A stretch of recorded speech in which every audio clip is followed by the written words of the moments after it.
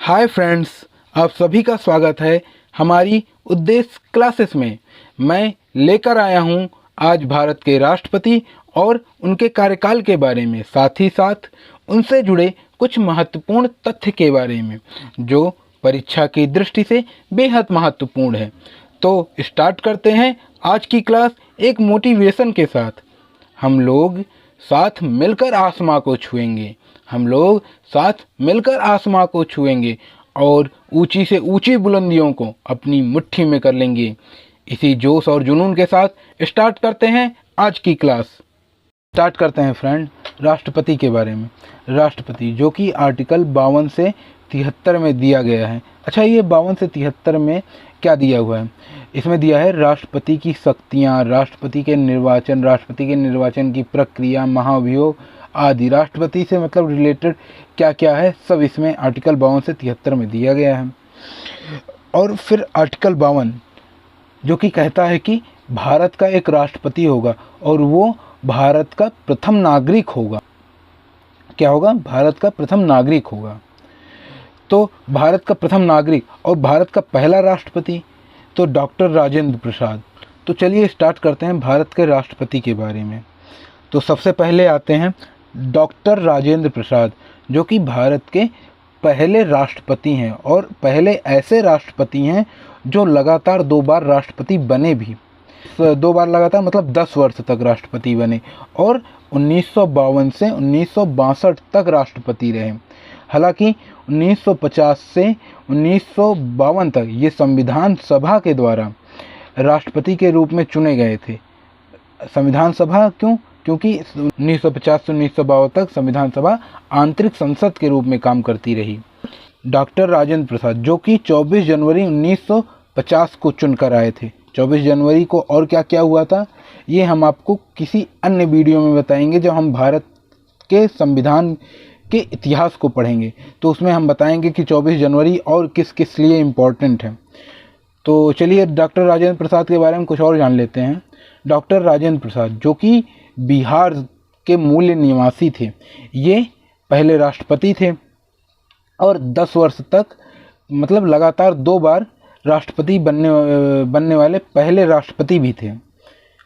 अगर इनको याद करने का हम ट्रिक बताएं तो ये ट्रिक ऐसा है कि राजा ने प्रसाद दिया पहली बार, तो राजा से डॉक्टर राजेंद्र प्रसाद पहली बार से पहले राष्ट्रपति हैं।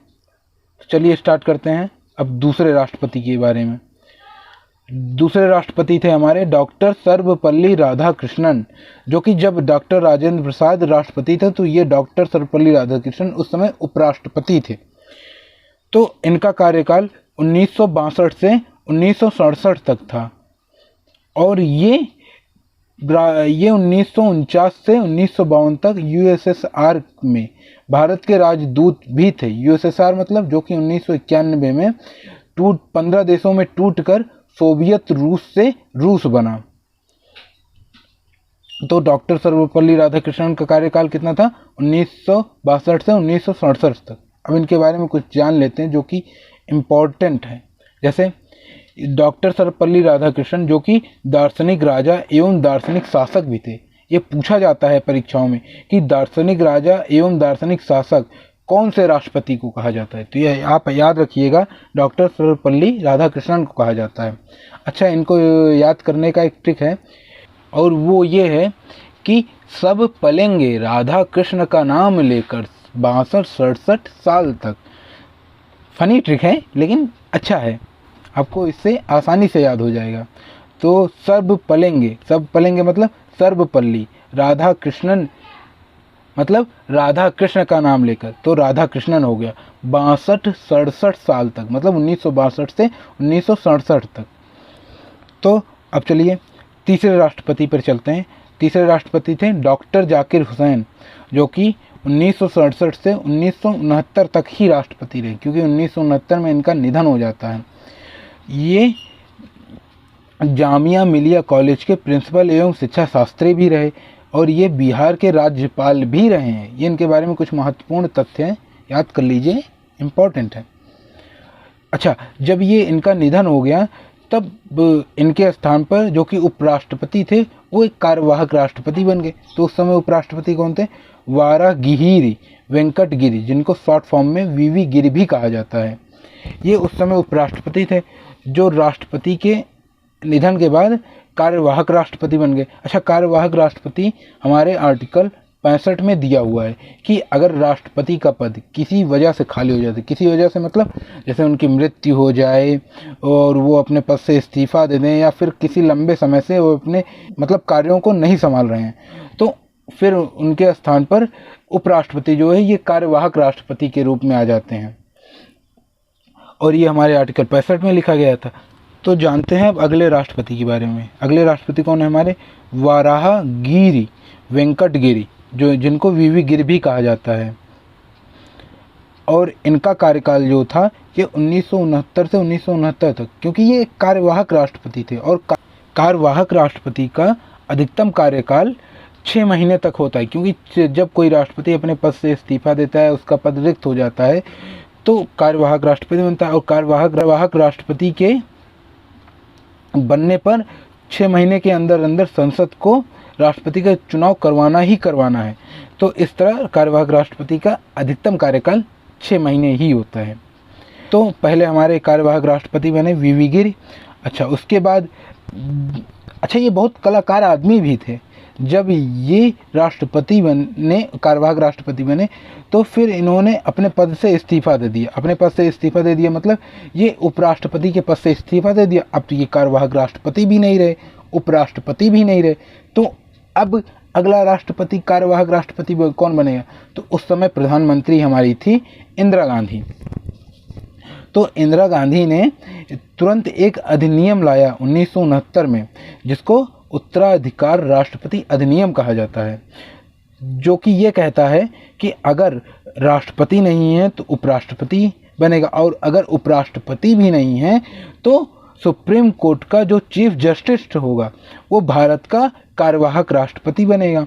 तो उस समय चीफ जस्टिस जो कि न्यायमूर्ति मोहम्मद हिदायतुल्लाह थे, तो वे 1969 में कार्यवाहक राष्ट्रपति बन गए।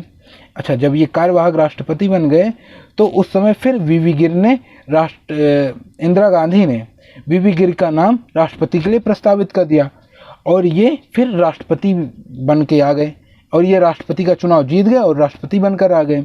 तो वीवी गिरी 1969 से 1974 तक राष्ट्रपति भी रहे। अच्छा, यहाँ पर भी एक कलाकारी हुई थी, वो ये थी जैसे वीवी गिरी ने जब नामांकन किया तो इनके जो विरोध में थे, मतलब इनको जो टक्कर दे रहा था, वे थे नीलम संजीवन रेड्डी। तो जब चुनाव होता है तो चुनाव में जब सबसे ज़्यादा वोट नीलम संजीवन रेड्डी को थे, तो आप पूछेंगे तो फिर वीवी गिरी कैसे राष्ट्रपति बन गए? क्योंकि राष्ट्रपति बनने के लिए जो मिनिमम वोट चाहिए वो ना तो वीवी गिरी के पास था और ना ही नीलम संजीवन रेड्डी के पास था। तो फिर दूसरा फेज का जब काउंटिंग होती है तो फिर उसमें दूसरे फेज के काउंटिंग में वीवी गिरी जीत जाते हैं और नीलम संजीवन रेड्डी हार जाती है। नीलम संजीवन रेड्डी फिर कहती हैं चलो कोई ना, आगे हम इसका बदला लेंगे मतलब वो आगे फिर राष्ट्रपति बनती हैं और निर्विरोध चुनी जाती हैं। फिर चलिए हम आगे। तो फिर वीवी गिरी जो थे ये 1969 से 1974 तक राष्ट्रपति बन जाते हैं।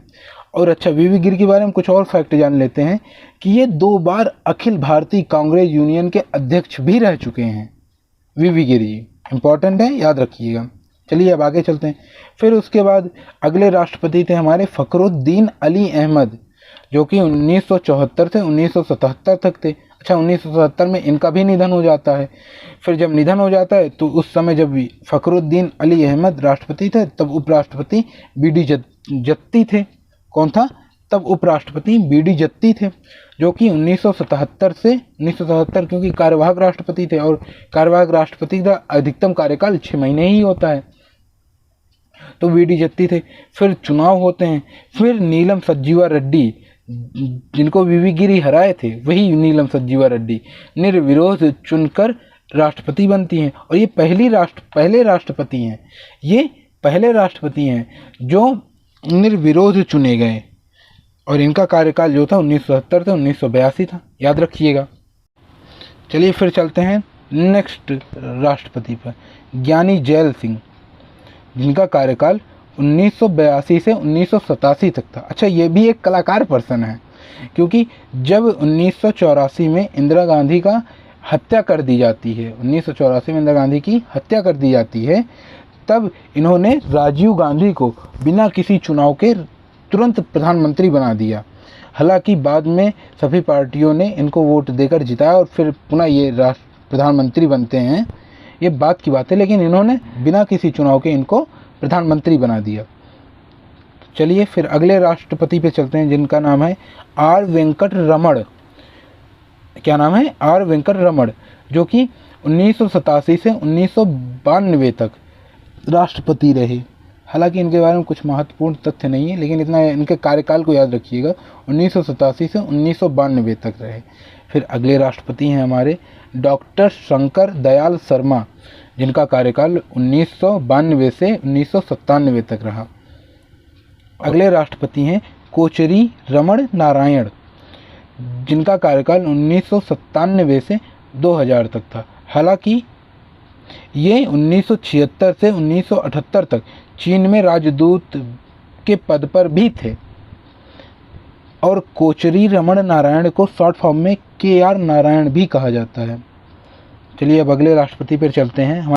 हमारे अगले राष्ट्रपति हैं डॉक्टर APJ अब्दुल कलाम। इनको कौन नहीं जानता, इनको भारत का हर बच्चा जानता है, जिनका कार्यकाल 2000 से 2007 तक है और इनको भारत का मिसाइल मैन भी कहा जाता है, डॉक्टर APJ अब्दुल कलाम। और इनका पूरा नाम डॉक्टर अबुल पाकीर जैनुद्दीन अब्दुल कलाम भी है।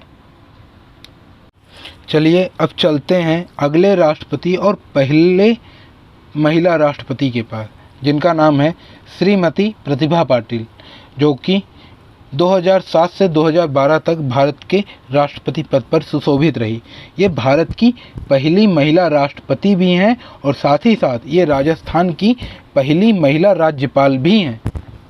ये राजस्थान की पहली महिला राज्यपाल भी हैं।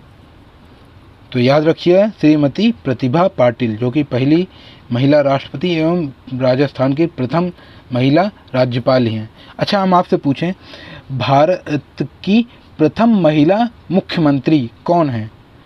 कमेंट सेक्शन में इसका आंसर दीजिएगा और बताइएगा वे किस राज्य की मुख्यमंत्री थी। चलिए अगले राष्ट्रपति पे हम चलते हैं, प्रणब मुखर्जी, जो कि 2012 से 2017 तक राष्ट्रपति थे। और हमारे अंतिम राष्ट्रपति अर्थात अभी तक के लास्ट राष्ट्रपति रामनाथ कोविंद जी हैं, जो कि 2017 से अभी तक मतलब 2022 तक रहेंगे। अब आगे देखते हैं कौन चुनाव जीतता है, कैसे क्या होता है, लेकिन अभी तक हमारे अब लास्ट राष्ट्रपति जो है अभी रामनाथ कोविंद जी हैं, जो कि 2017 से अब तक हैं। चलिए फ्रेंड, स्टार्ट करते हैं आज की सेशन से जुड़े कुछ महत्वपूर्ण तथ्य के बारे में। नंबर 1 है कार्यवाहक राष्ट्रपति। अब तक के बने सभी राष्ट्रपतियों में सिर्फ 3 ऐसे राष्ट्रपति हैं जो कार्यवाहक राष्ट्रपति के रूप में भी काम किया है। तो नंबर 1 है VV गिरी, जो कि 1969 में डॉक्टर जाकिर हुसैन की मृत्यु के बाद बने थे और इन्होंने फिर अपने पद से इस्तीफ़ा दे दिया था। फिर ये बाद में राष्ट्रपति भी बने थे। तो जब इन्होंने इस्तीफ़ा दिया था तो उस समय फिर अगले कार्यवाहक राष्ट्रपति हमारे बने थे न्यायमूर्ति मोहम्मद हिदायतुल्लाह, जो कि 1969 में ही राष्ट्रपति बने थे। तो ये VV गिरी के इस्तीफे के बाद कार्यवाहक राष्ट्रपति बने थे। और हमारे अगले राष्ट्रपति हैं VD जत्ती, जो कि फ़खरुद्दीन अली अहमद के निधन के बाद कार्यवाहक राष्ट्रपति बने थे और ये 1977 में कार्यवाहक राष्ट्रपति बने थे। ये सब हम आपको बता ही चुके हैं इससे पहले। तो फिर चलिए अगला हम जान लेते हैं आर्टिकल के बारे में। आर्टिकल 52 कहता है कि भारत का एक राष्ट्रपति होगा। और अगला आर्टिकल है आर्टिकल 65, जो कि कहता है कि उपराष्ट्रपति एक कार्यवाहक राष्ट्रपति के रूप में कार्य करेगा। कार्यवाहक राष्ट्रपति कौन होगा? एक उपराष्ट्रपति ही कार्यवाहक राष्ट्रपति होगा। ये कौन सा आर्टिकल कहता है? आर्टिकल 65। और आर्टिकल 62 का सबसेक्शन 2 क्या कहता है कि राष्ट्रपति का निर्वाचन राष्ट्रपति के पद की रिक्ति से 6 माह के अंदर हो जाना चाहिए। मतलब जब राष्ट्रपति का जो निर्वाचन है ये राष्ट्रपति की जब से रिक्ति, मतलब जब से राष्ट्रपति ने अपना पद छोड़ा है तब से लेकर 6 माह के अंदर तक राष्ट्रपति का जो है निर्वाचन हो जाना चाहिए। अब राष्ट्रपति के पद की रिक्ति से क्या मतलब है, उसकी पद का रिक्ति कब होती है, जब उसकी मृत्यु हो जाए, जब वो पद त्याग दे या फिर वो हटा दिया जाए, महाभियोग द्वारा उसको हटा दिया जाए।